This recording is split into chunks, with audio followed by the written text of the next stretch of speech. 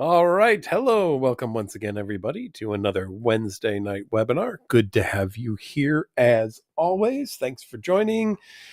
And tonight is brought to you, as always, by NOCD. NOCD is an online platform for the treatment of OCD and related conditions. If you're looking for help for OCD or body-focused repetitive behaviors like hair pulling or skin picking, and help with things like tics and not the bug kind, but the more body movement or vocal kind, and also hoarding. We work with that as well.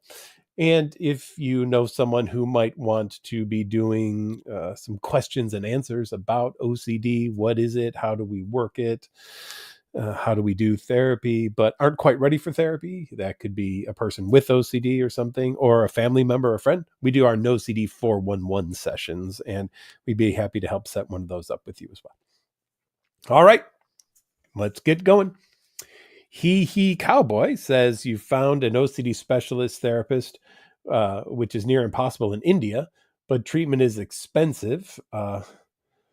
Let's see. What if I... sorry, language, just translations here are a little difficult. What if you feel like a lost cause? OCD keeps telling you that your therapist doesn't know your experience, you can't afford treatment. Is treatment a good investment? And keep doing the amazing service. Thank you. Well, I think treatment with somebody who does know how to treat OCD is a good investment. And, he Cowboy, I wonder if you would ask this same question if somebody was in an accident. And I mean this seriously for everybody. It's unfortunate in some ways, I think, that we decide, well, I don't know if I should really go for expert treatment for mental health. But if we were in a car accident and hurt badly, I don't hear many people talk about, I don't know if I should go to the hospital because I appear to have severed an artery and seem to be bleeding out, but I don't know if I should go and do that or not. Right. And I get it. There are people who, even from a monetary standpoint, even question if medical help is something. And sadly, across some places, it's very difficult decisions for many people. But here's what I believe. Even if it means for a little while that you might have to kind of save in some other areas, if you can get yourself to a specialist who can help you, you can learn things quickly with exposure and response prevention therapy that could have life-changing experience for you. I think that the investment in yourself is worth it. And I hope that you feel that also. Valentina0983 says, your grandparents' place, you avoid the attic where they store an old uniform your granddad wore as a welder. They place some of your stuff there, and now you're afraid it's covered in carcinogenic dust from the uniform. You now avoid using those possessions. What would a normal person do? Should I override my intense desire to thoroughly clean them? Well, I've never met a normal person, first of all, Valentina. So if you ever meet one, could you introduce me to them? Because that'd be great. I don't consider myself normal, much less anybody that I know. And none of my friends would tell you that they are normal either. That being said, I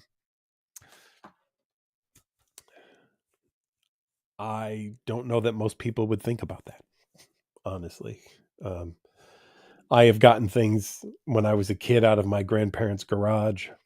Who knows what was in there? The high school I went to after I left, I found out years later, was full of asbestos. You know what? Here's what I have decided to do.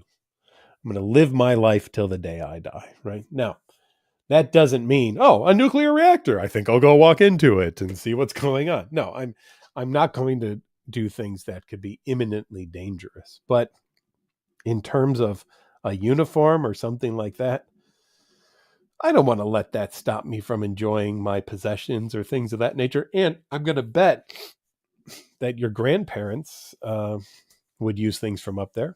I wonder if your grandfather is still alive. Here's the man who wore the uniform, and he's still around. How dangerous is the uniform actually? There's perceived danger, which OCD always takes to a worst case scenario. And then there's kind of more of the realistic danger, which OCD tries to convince you is also just as bad as the perceived danger, but usually it is not. And so OCD absolutely loves a worst case scenario. Excuse me. Jay says, how can I work through feelings of envy that prevent me from being happy for others when they achieve life goals that you deeply wish? You're feeling like a bad person for desiring misfortune for others. Thank you for your effort and understanding to bring every time your dedication makes a meaningful difference. Oh, well, thank you, Jay. Well, I'll tell you a story of desiring misfortune for others. Some of you may have heard this story. It is a true story. When I was in first grade, I think it was first grade, maybe it was second, but anyway, we had a tree in our backyard. It was a mulberry tree, which are invasive weedy trees. Let's face it. You probably don't really want one because the birds love it, and then everything around you turns purple when they poop all over the place for about a month. You know what I'm talking about if you have a mulberry tree near you. So they were delicious, though. I mean, it was always fun to go out in the yard and eat mulberries all the time. And one of them was great for climbing. There was just the way it leaned against the fence and everything. I could get up there. I could climb the tree. And it was not doing well. And my parents decided that they wanted to do some work in the yard and do some remodeling. So they took that tree out.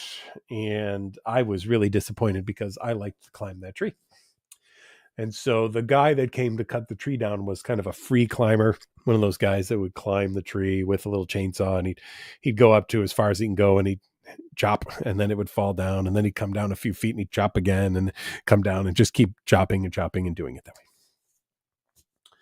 I'm mad that this guy is chopping down my climbing tree. And so I'm looking out the back window of our house and I'm just intensely irritated. And I wish for him to fall out of the tree. And don't you know it? He falls out of the tree and I'm like, yes, woohoo, my tree is saved. He just got right back up and went right back up the tree and continued cutting. So it was a short-lived misfortune. But Jay, now that I am nearly 50 years beyond that, how much guilt should I have, Jay, for the potential pain and suffering?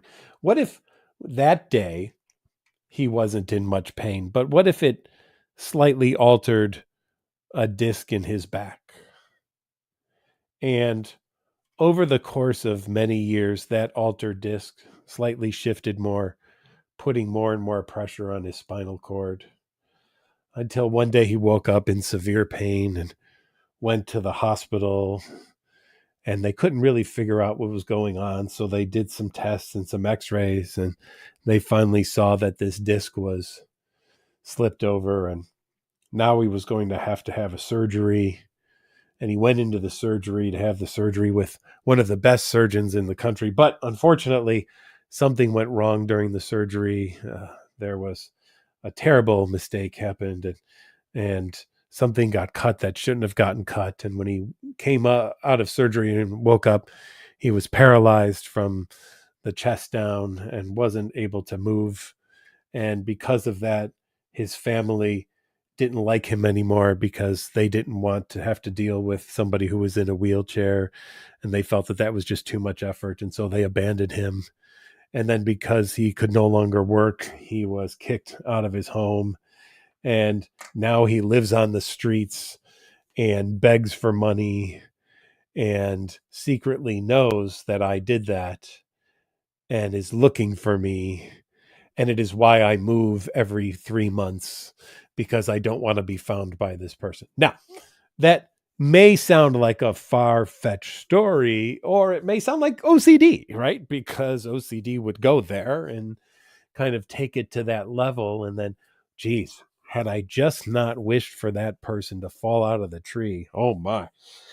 Look at the lives I have ruined. His family, his children, himself, his grandchildren, all of these people. He'd probably be in his, he was a young guy. He was probably in his late 70s by now. So, and it's getting cold. Maybe he's still in the Chicago area where I grew up, and therefore maybe now he's out on the streets and he doesn't have a blanket.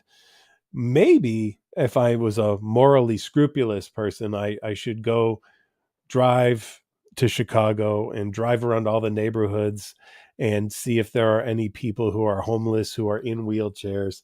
And I should interview them to see if they've ever been tree cutter downers. And if they were, beg them for their forgiveness, pay for a hotel for them, or a long-term place to stay, because I am the one who ruined their life. Does that sound out of the ordinary, or does that sound like somewhere where OCD might actually go? I'll let all of you be the judge of that, right? Now, Jay, back to your question. I think that everybody at some point has probably had a thought about, well, I don't feel so bad for them. There's a Get to Know OCD podcast that I do coming out, and in it, I got bamboozled by Tia, and they turned the tables and they interviewed me. So you get to hear lots about me in one of these. And I talked about something like this that was more recent. I talked about how, and Beth, if you're here tonight, Beth, you will think I'm nuts when I say this, but I liked COVID. And the reason I liked COVID was because, my wife, as many of you know, was very ill, and we didn't go out and do much anymore. We kind of lived a very isolated life, and I felt a lot of FOMO. I felt like I was really missing out on everything. Everybody else was out doing things. They were going to new restaurants or new clubs or new bars or seeing movies and doing all sorts of things that we weren't doing anymore because of her mobility issues and her susceptibility on certain treatments to getting sick. And so when COVID came out, I thought to myself, oh, cool. Now everybody is living like me and us, and no one is getting to do anything anymore that is cool or fun. And I don't feel so bad anymore. So, Jay, how bad am I? And how bad am I of a person that I kind of enjoyed the fact that everybody was not going out and living life in such a way at the time. I don't feel that way now, right? But I was in a very different headspace back then. So, Jay, am I a terrible person for that? And do you want to take away your thank you for the effort and support and understanding that you gave me? Or could you excuse me for, at that point, being in the situation that I was in, being like, yeah, wow, I get it. That I can understand, right? So, everyone,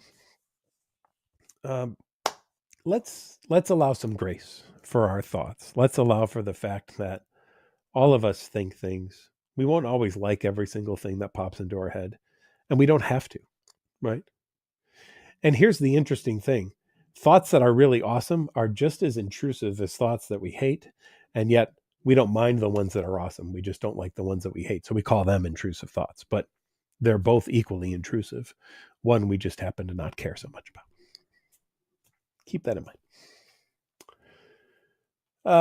Truth Exists says, following you every week from Alexandria, Egypt. Woo! Welcome. Man, we're getting international here. This is amazing. Our videos are making a great impact on your life. Well, thank you so much. We really appreciate that. And hello, Egypt. I'd love to see the pyramids one day. That would be amazing. Joanne says, can OCD make you? And as all of you know, before I even read any further, my answer is always going to be, sure. Yeah, why not? I mean, There's no limit to any kind of thoughts or images or urges or feelings that OCD can create. So, Joanne, I'm just going to say yes, it can. All right, but now I'll go ahead and I'll go ahead and continue reading. And it's, can OCD make you feel like you're absorbing other people's symptoms? Well, yes, of course. See, there we are. I was right again. Like hearing someone else's cancer story and then thinking you have the same or similar symptoms and now you're dying from cancer. Or even with a mental health theme, like a mom drowns her kids, then a thought, what if I were to do that? Then being hyper aware of your moods and things that you're doing to prevent that from happening. Well, Joanne, if you've listened to me in the past, you will know that there's nothing I do anymore without thoughts popping into my head. So, Joanne, I'm sure you're lovely and a nice person and everything, but if you and I were on a staircase together, I would think about throwing you down the stairs. And the reason, Joanne, that I would think that is because I've treated so many people who are afraid of, what if I were to throw you down the stairs? That I can no longer take any stairs without contemplating the death of all the people on the stairs that I'm on. Now, guess what it doesn't make me do? It doesn't make me throw anybody down the stairs. I can handle stairs. Even if I think about the death of everybody on the stairs, I can still handle the stairs. Stairs don't make me do anything bad. Okay. So, Joanne, it isn't about not having these thoughts or these images or these urges that come up in OCD. It's about learning that you can handle them. And that's what it is. Because, Joanne, the thoughts that pop into your head are the ones that pop into other people's heads who are writing horror films, who then make money on them. Now, let's address the potential elephant in the room here. You hear stories once in a while about, oh, they were such a nice person. And then, bam, I don't understand how they did that. And then everyone who has some kind of OCD stuff that I seem to be working with, if they're worried about losing control, right, or have some kind of harm OCD in those areas, will ask me, well, what if I were to do that? And I ask them, well, geez, what if I were to do that? I throw it right back at them and say, let's both. I mean, it could happen to either of us, right? I have no plans on drowning any children. I will see some children over the Thanksgiving holiday. I am not at the moment planning on drowning any of them whatsoever. I just want to make that clear to everyone. But I also have no guarantee that I won't. It is a possibility. But in OCD, a possibility equals a probability. And therefore, in OCD, if it's possible, it is 100% probable. And therefore, we should avoid it or not go or stay away or call in sick or something like that. And then when no children are drowned, we'll say, well, see, it's a good thing I didn't go to that party. And that's the only reason why no children were drowned, because I was not there. Had I gone, there would have been children drowning at the party. And this is where OCD goes, to every one of these worst case scenarios. I don't know any OCD that has a best case scenario. No one's ever come to my office and said, I'm really afraid everybody loves me and thinks I'm awesome. I've treated nobody for that whatsoever. That's never been any kind of work that I have done in OCD. It's always bad, awful, horrible, worst case scenario kinds of stuff. Ellie says, any advice for working through obsessions related to food or weight? I think I'll be obese if I don't run every day. I can't get myself to eat this week, but also can't stop running, because if I don't eat, I'm definitely not allowed to eat at all. I don't know how to get rid of this rule from my mind. If you don't run. If you don't run. If you don't run, you're not allowed to eat. Okay. Well, Ellie, is it an obsession? Is it an eating disorder? I think first things first, let's get a good diagnostic here to see exactly what's going on, because those could also be eating disorder behaviors that you're describing there. So what I would really want to do is make sure that we know where we're going and what we're doing. One of the things that I often see, and you talk about like a fear, what if I'm obese? There are misperceptions in OCD, and there are a lot of misperceptions in eating disorders too. One of them is that if I eat that cookie, I'll gain 20 pounds. But in order to do that, the cookie would have to weigh 20 pounds. But in eating disorder, there's kind of this magical type of thinking, which is if I eat something, it will somehow just explode inside of me and have almost this like nuclear fission reaction, and it will gain weight and mass and all sorts of things once it enters my body. These are of course, untrue statements, but they are what if statements. What if I eat that and then I gain all this weight? Or what if that means that I'm a person now who has lost control because I didn't want to eat it, but then I did eat it? Does that mean that I'm going down a slippery slope of control? And we know that control plays a role in eating disorders. Control plays a role in anxiety disorders. Control plays a role in OCD. OCD wants you to be in 100% absolute control, which of course none of us are. For example, all I need to do is start talking about lice and how they crawl all over you and they get in your hair and they start eating away at your hair follicles and they have little baby lice in your hair and zoop, zoop, zoop, zoop. And some of you are, without even being consciously aware of it, doing this right now. It's like, and it's like, well, if you were in control, I just really did a little dumber in my hair there. If you were really in control, you would have just been like, oh, he's just talking about lice. But no, you were tricked right into believing that there's something up there and that you need to scratch and you need to itch and you need to do all these things. So we're very suggestible, Ellie. Just because we think things doesn't mean they are true. How can you tell if it's OCD or if it's God? Well, that's an interesting question. I've never had that one before. How would I know anything's God? I know what OCD is, and I've seen a lot of scientific research on that. I don't know what God is or which God we're even talking about. There are thousands upon thousands upon thousands of them. So is it Odin? Is it Zeus? Is it Allah? Is it Jesus? Is it Yahweh? Buddha?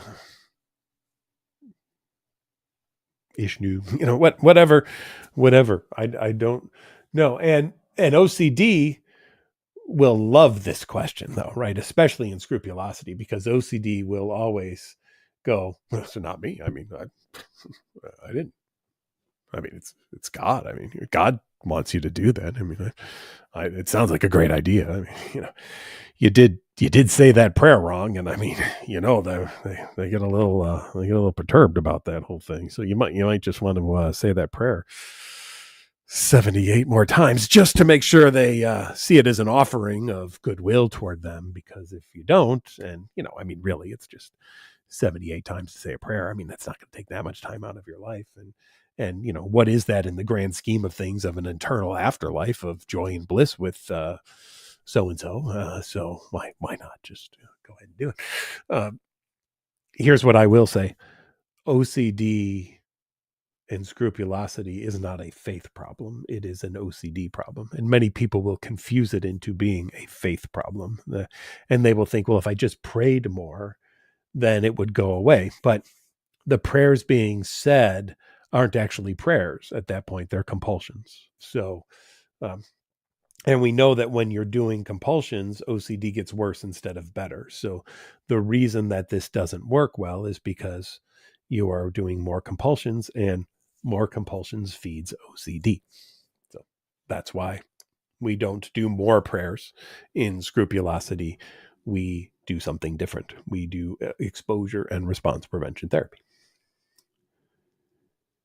Can periods make your intrusive thoughts come back? You've been doing so good with very minimal thoughts due to medication, but before your period, you'll notice harm thoughts come back randomly. Yeah, there can be, Courtney, just so you know, a relationship to monthly cycles, hormonal changes. We have seen that. I have seen that with my own caseload of people that I'm working with as well, that they will report that OCD can feel better at certain points in their menstrual cycles. So absolutely, that can be. Now, here's the good thing, that when you know this and it's predictable, then do you really want to look at it as real for a week and then not real for 3 weeks? Well, and people say, but it feels more real or it feels more strong. Sure, but if that's, again, predictable, then if we already know that that's coming, how much more dangerous is it actually, right? Because we already know it's there. Joyce says, question. Good, because Joyce, if we didn't have questions, what would we do? You just have to listen to me yap on. So thank you, Joyce, for the question. You had a strange dream that bothered you, and when you woke up and then mouth the worst case scenario to yourself 3-4 times, now you feel much worse and it's snowballed. Please let me know if I should disregard and just move along. Well, I would love you to just disregard and move along. Boy, I haven't done my example for a while. Joyce, I'll give you my worst case scenario that could happen within the next, let's see, 34 minutes on the dot there. It is a possibility in the next 34 minutes that I will take one of the alcohol bottles in my basement. I will stuff a rag in it. I will light it on fire, and then I will throw it at my neighbor Dave's house as a Molotov cocktail. Then I will go in the middle of the street. I will poop in a bag. I will light it on fire. I will put it in front of my neighbor Josh's house. I will then ring his doorbell, will run away, but I will look back and watch him come out, see the fire in front of his house. He will stomp on it, and he will get flaming poop on his shoe, and I will go, ha ha, you have a flaming poopy shoe. And then I will shoot 3 geese that are flying over my house because I have a pond in my back, and I will just get rid of a few of them, and then I will rejoin the webinar. So Joyce, now 33-minute possibility of that happening, or we can all just disregard and move along, one or the other. Okay.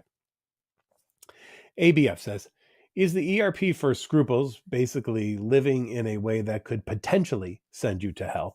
If so, would obviously better to just live with OCD in this life rather than burn eternally in hell? Well, in terms of living a way that could potentially send you to hell, OCD will tell you that everything could potentially send you to hell.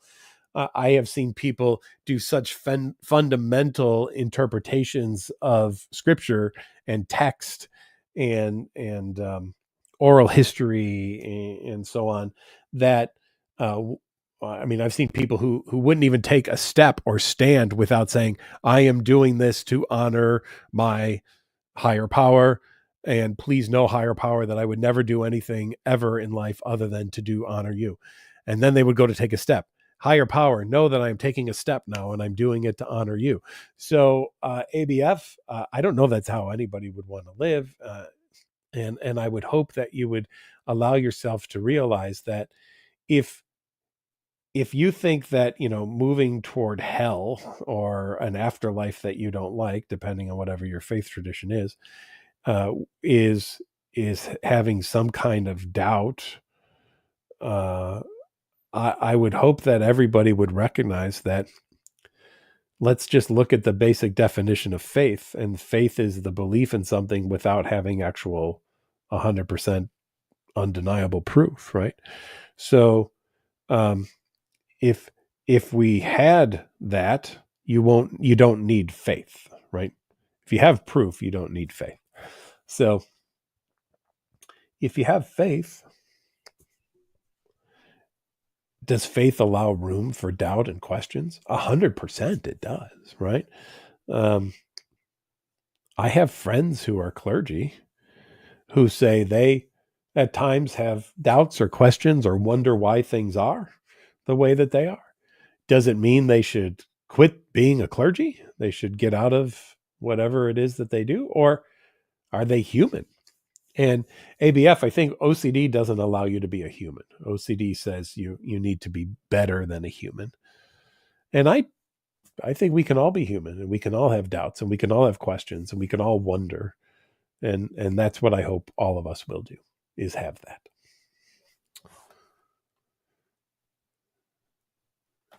Joe says, would it be ERP for me to go back to work and back to your hobbies, even though you will still have compulsions, as opposed to doing what I'm doing now, which is sitting around all day and telling myself that I can't go back to work until I'm OCD free?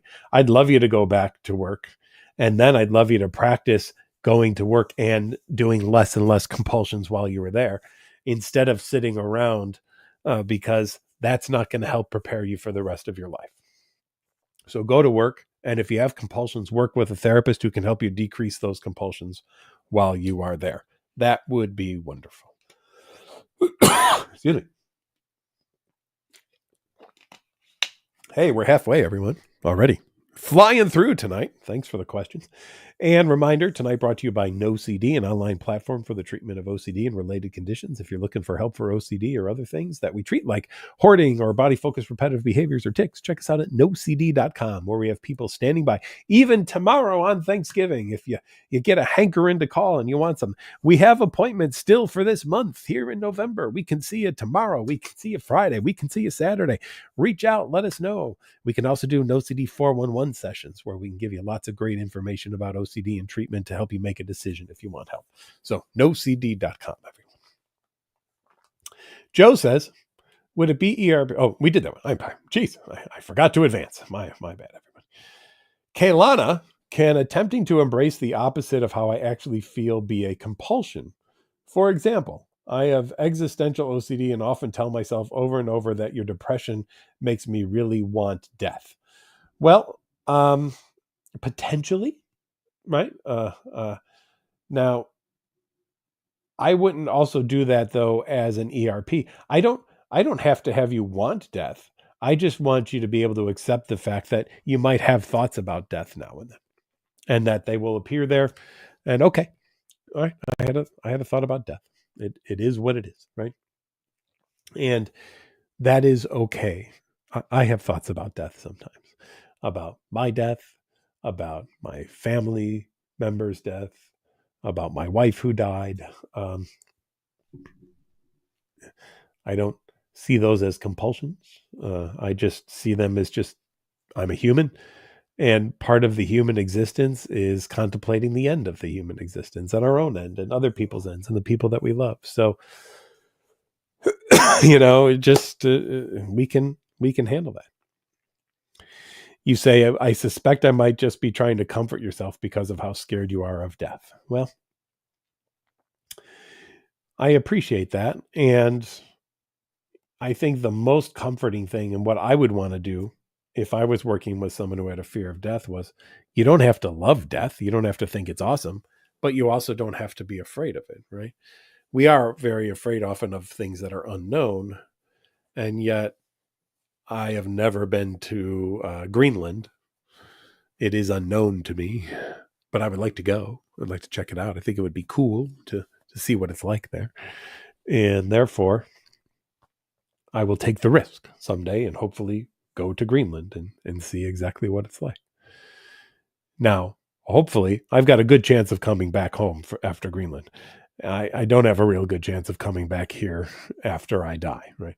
Unless it's the old Kiefer Sutherland movie Flatliners, which, if for those of you old enough to know that movie, you know how old I am. Then, otherwise, it was a movie where they used the paddles they were all in medical school and they took themselves out for a little while and then they brought each other back because they wanted to see, what was it like when you died? Was there anything else out there or anything like that? So, of course, for that movie, it was awful, horrible, terrible things. But other people, will say there was wonderful, awful, wonderful things. And other scientists will say that anything that you see is just the decaying of neurons that are happening. And so I don't know that we really know what's out there. We have a lot of beliefs about what's out there and oral traditions and things of that nature. But Kaylana, having sat next to someone when they died, I found it to be peaceful. When my wife died, I was a foot away from her. Right, she was in the hospice bed, and I was in the chair, and the nurse had come in and she'd been given her medicine. They were using something to keep her in a coma just because of the pain that she had been in, and when she hadn't woken up for days. And so then we knew it was time. And so we just induced the coma because of the suffering that she'd been going through. And she didn't suffer one bit. I mean, not even like a noise or anything. She took her last breath, which I didn't know was at the time, right? She breathed in and she breathed out, and then that was it. And yeah. And I remember I was sitting there and I was like, wait a minute, I didn't hear her breathe again. And one of her best friends had stayed overnight, and I was like, did you hear? Are you hearing it? And she said, no, I think that's it. And we called the nurse in, and the nurse took her pulse and checked her and said, time of death. So I'm glad I was there. I wouldn't wanted to have missed that. I didn't like it, but she didn't die alone. And makes me think someday when I retire, I think I'm going to volunteer at a hospice and if I can make sure nobody dies alone, even if they don't know I'm there, I'd love to just be able to sit with people and have them know that maybe in some level, in some way, who knows, that they are not by themselves. Because I saw that too, and I felt for those people, who were in a room by themselves. They were people with potentially no other family left, or family was out of town and couldn't get there or something. And um, yeah, so I think I know what my next thing I do after this will be when I get to the point where I retire from this. And that's I think what I'm going to do. I'm just going to make sure that there's somebody there for people. So anyway, all right, blah blah. Enough about that. Yeah, I'll start tearing up here if I keep talking. Quentin, hello. Is there any reason why I shouldn't use responses that are helpful for OCD on a friend who has vanilla anxiety? Today, I may have made my friend worry about poisoning their family at Thanksgiving. We were laughing about it by the end of our conversation, though. Well, awesome. I love when we laugh about things, and that kind of stuff. My friends sometimes just hate me because they know that I'm going to do stuff to make them uncomfortable. One of my favorite times ever was going to a horror film. A bunch of us had just been able to get together one night, and so a whole group of us took up like an entire row at the movie theater, and this is one of those older movie theaters where there was like one person working at the concession stand and one person working the tickets, and there, the floors you barely walk, you were sticking to them so much and everything. And so someone had left like a 3/4 eaten popcorn or 1/4 eaten. There was like 3/4 left from the previous show. And there was no one that was cleaning up between the shows. So I sat down and I looked down and I was like, see this thing on the ground. And I'm like, oh yes, this is amazing. And so the movie's going on, and I'm just waiting for that one scene where it's like people are walking, all of a sudden, bam, and there's something cops out. And so I've got this popcorn in my right hand, and my hand is on it. My other hand has my drink, and so that thing finally happens, and I take that popcorn off the ground, and I just scream as loud as I can. I was like, ah! And I take the popcorn and I throw it, and I kind of pinwheel it. So now popcorn is just flying out of this bag and pinwheeling across like 12 rows of the theater. And everyone around us is laughing because they think it's so funny that I got so scared. And all of my friends just do this. Because they know that I did it purposely. And they know that I don't mind drawing attention to myself when I have the opportunity to do so. So,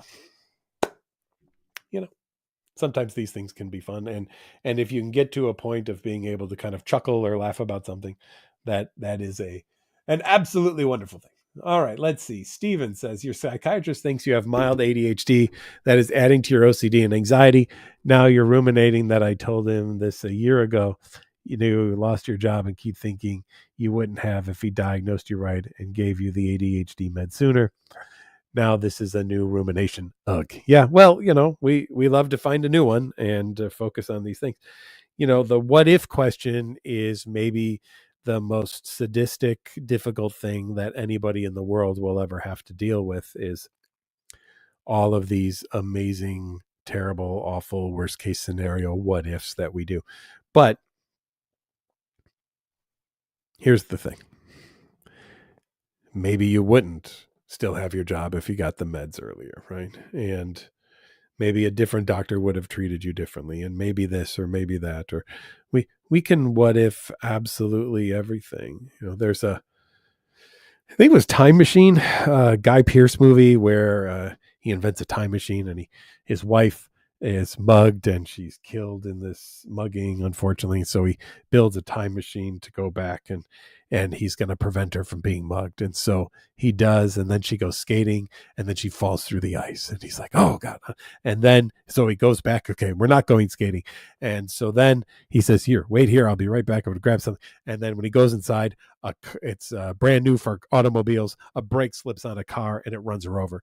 And he realizes that no matter what he is going to do, the result is going to come out the same.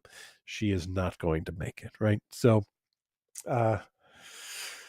I thought that was a fascinating movie, and just the way that it kind of portrayed things, showing that, isn't that interesting? Where we'll make the assumption that if we could just go back and change this thing, then everything else would be great.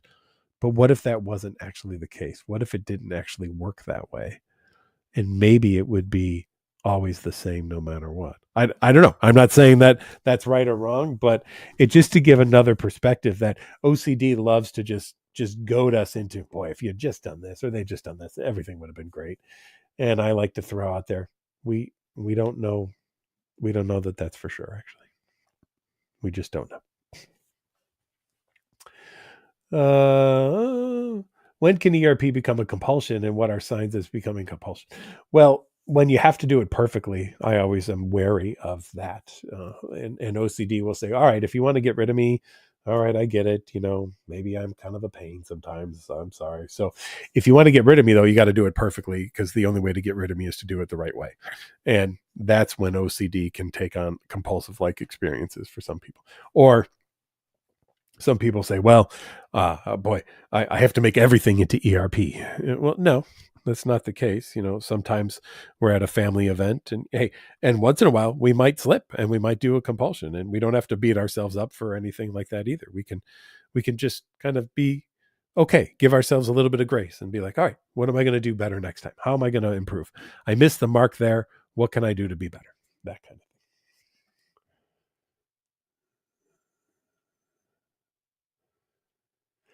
Smiley, yes, says your OCD is attacking your family members. I'm reading ahead and I see the F for family, affacking. Well, that's a new word, everybody. When you attack family members, it's affacking. Your OCD is attacking your family members. You have your son visiting and you're trying to just ignore it, but it's so bad. Anything that I can do ERP on my own to get through the holiday. Well, Smiley, let me ask you, name one thing that your OCD can do to be harmful to your son. If you could put that in there, I would appreciate it. How will OCD harm your son? Do you know how many people with OCD I have had attempt to harm me? I can't even count. I've spent hours standing on train tracks with people behind me telling them to push me into trains, or people telling them to push me downstairs or push me into traffic. I am still alive, Smiley. So I'm really fascinated by how OCD could harm your son, right?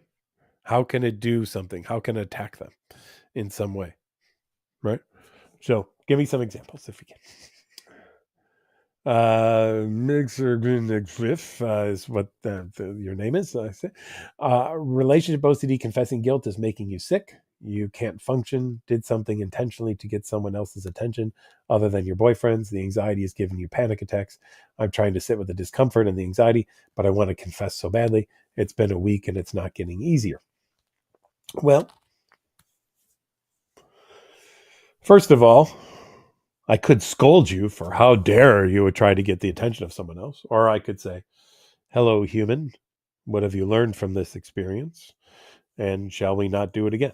Oh, but shouldn't I tell them about it? Or, well, um, here's the thing. I've been married. And as we talked about, my wife passed away.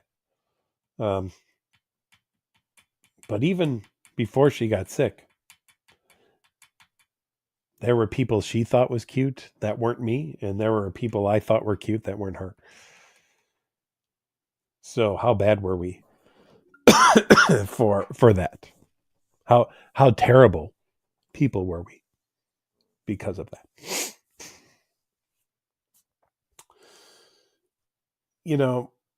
I don't even trust the fact that you say that you tried to get someone else's attention, because OCD can blow that way out of the water. I've had people say to me, I tried to molest children. Okay, well, give me the example. Oh my gosh, how did that happen?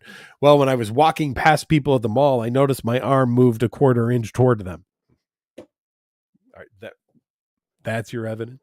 That's your evidence of something. Yeah, but what if it meant that, right? Okay, all right. Well, that's now we go down this what if road. So first of all, I don't even know that you actually did this, right?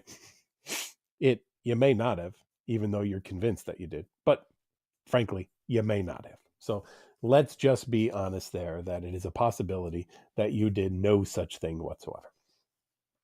But your OCD tells you that you did. And now we have the question of confessing. And this goes beyond relationship OCD. This happens in lots of places where we want to confess. Have any of you ever confessed enough? Have any of you ever confessed to a point that you think, oh boy, that just made everything better? I doubt it. I don't think so. I've not yet seen people do enough confessing to a point where they think, now everything's great. All is wonderful and awesome. I'm so glad that I did the confessing. It stinks, right? Now, here's the deal. Outside of OCD, like, hey, if you bumped someone's car, you can write a note, right? I mean, that's a different kind of thing than, oh, I noticed when I walked past that person, I looked at them and I sneezed. Was I trying to get them to say bless you to me so that I could say thank you? And then I could say no problem. And then I could say, well, just, it's so nice to hear that. I mean, not a lot of people say that anymore. Oh, by the way, you seem amazingly attractive. I think I love you. Shall we get married? I'd like to dump my boyfriend, or something of that nature, right? OCD could go there to that type of thing. Now, if you're having panic attacks, there's great treatment for panic called interoceptive exposures. If you're working with a therapist, great thing to work on. Will help you overcome the panic attacks very quickly, works wonderfully. And then what do we have to deal with OCD? Well, OCD will play on guilt and shame and disgust and anxiety and discomfort and all those kinds of things. And it's going to pull out any uncomfortable emotion that it possibly can to get you to feel like you are a bad, awful, horrible person. Please know this. Just because we think something doesn't make it true. Okay. I think the ceiling will collapse upon me in the next 5 seconds.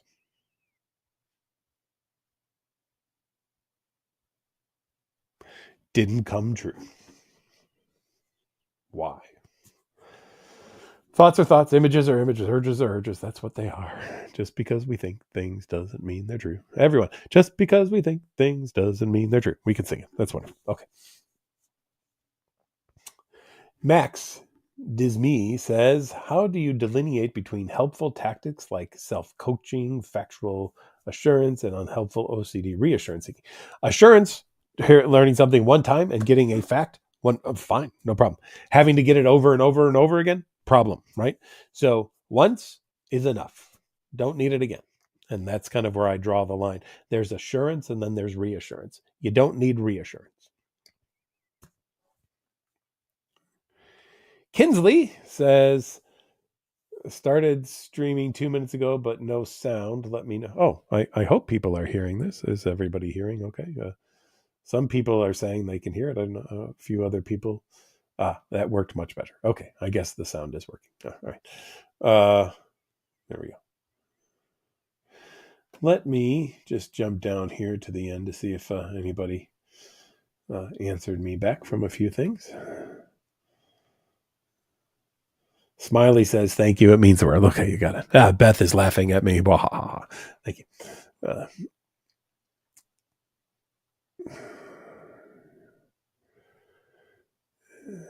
And Godless Philosopher says, thanks for the advice. Oh, good. Okay, good. Wonderful. All right. People are talking about the intrusive thoughts they normally have, like, what if I threw a pie in someone's face or trip someone in the grocery store or those types of things. Yeah. Welcome to that. People are talking about my lice example as well too. There we go. Okay. Someone might be seeking. Beth called out someone for seeking reassurance from me. Yeah, that's not going to happen. Just so you know. By the way, just going back to the thoughts about things, I once watched a movie. If any of you like B movies, like bad horror films, there's one called The Toxic Avenger. It's kind of in line of The Attack of the Killer Tomatoes, which is also absolutely wonderful movie. If you've never seen it, it's large tomatoes rolling down a street, running people over. Absolutely amazing.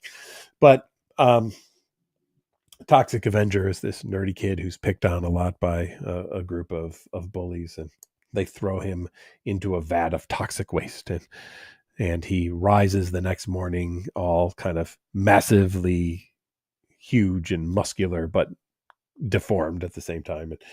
And he gets this crappy car. I believe it was a Plymouth Volare, which my friend Alan had, by the way. Well, and not the greatest car ever made, I will say that. And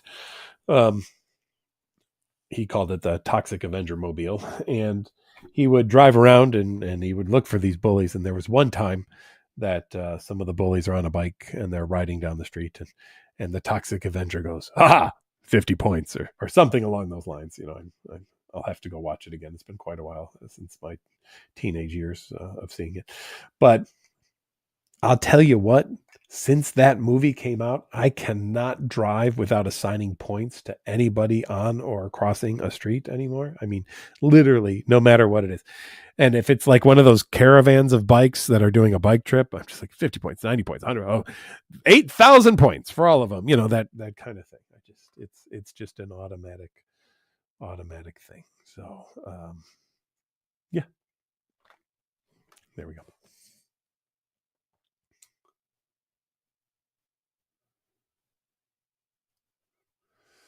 All right, let's go back up to where we were here.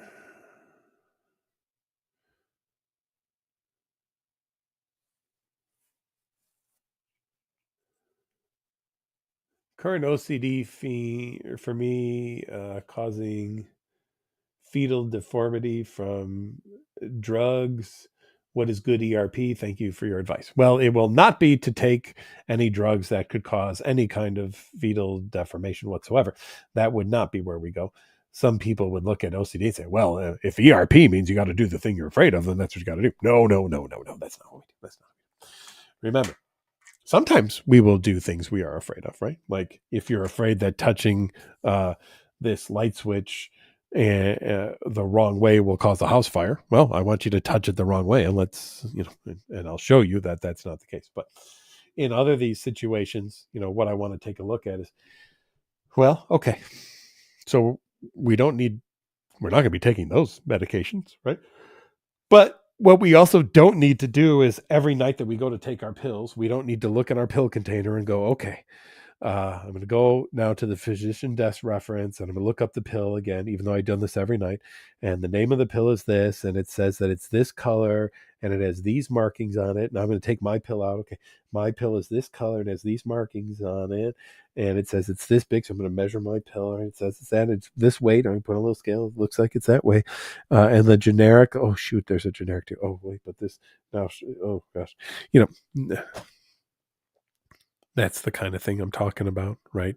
This over excessive checking and reassurance seeking that people will be doing in these types of situations, which do nothing but just interfere in people's lives and make things more and more difficult.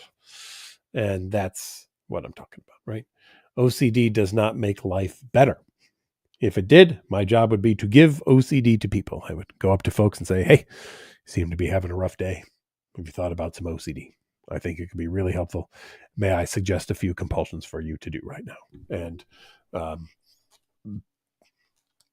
I don't know that anybody would agree with that. So, all right.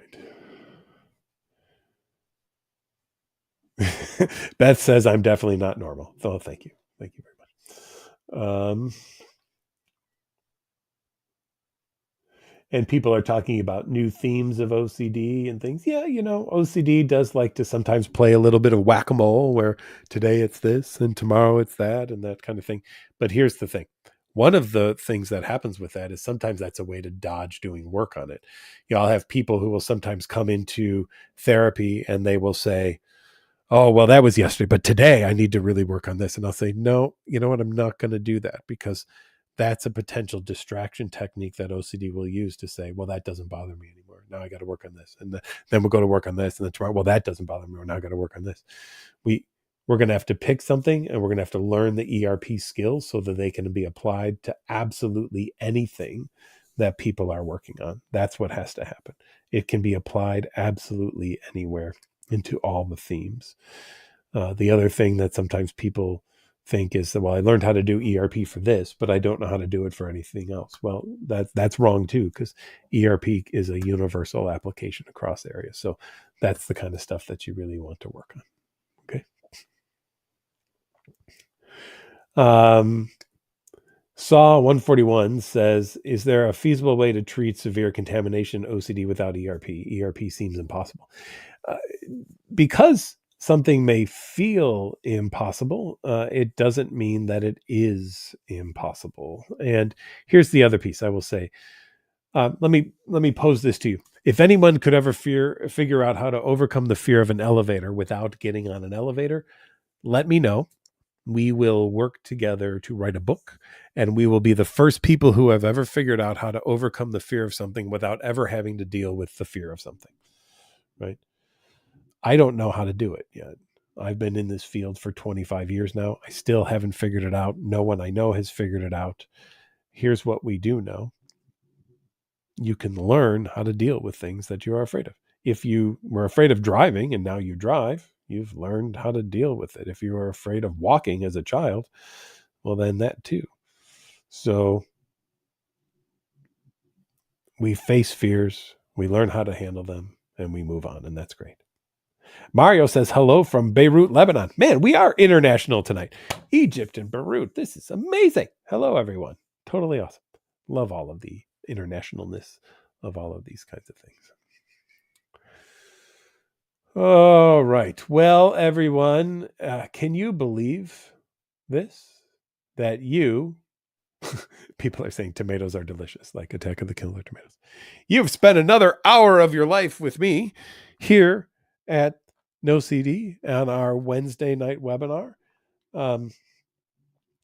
We are hitting the 2-minute mark for me to grab a bottle of alcohol, stuff a rag in it, light it on fire, run across the street, throw it at my neighbor Dave's house, setting it on fire with a Molotov cocktail, going in the middle of the street, pooping in a bag, lighting it on fire, putting it in front of Josh's house, and ringing the doorbell for him to come out, stomp on it, and I laugh at him for having a poopy shoe, and that's on fire. And then I shoot 3 geese, and then I come back in here.